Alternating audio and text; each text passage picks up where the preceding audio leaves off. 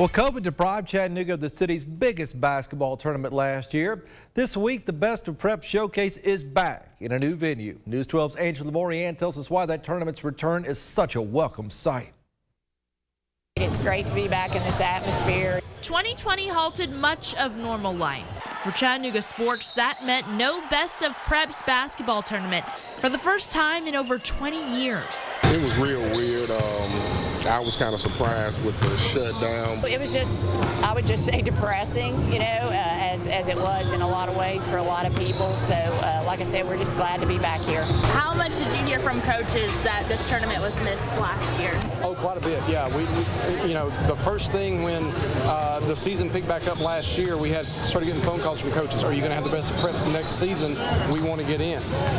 So that was a welcome sight for us, too, just the fact that we knew people wanted to be a part of it. The 16-team local-only tournament has always been one of the most anticipated events for Tennessee Valley basketball. My kids fell in love with it a few years ago and just saw how, like I said, Jay does a nice job and how it's exciting, especially if you get in those semis and finals. And they just, every year I meet with my seniors and they're like, brilliant, let's go to the Best of Preps. This year, the tournament returns in a new temporary venue, East Hamilton High School.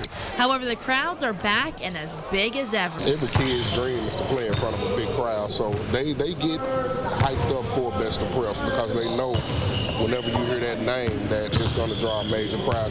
Get here early. I mean, I know we've had the last few years when we've had it, the girls and boys championship rounds always had, basically the fire marshal would shut it down where it was a sellout. We couldn't allow anybody else in, so even though we're at a bigger setting as far as how many this place will hold, it'll still be packed out. Championship rounds start Wednesday night at 7. In Chattanooga, Angela Moryan, News 12 Now.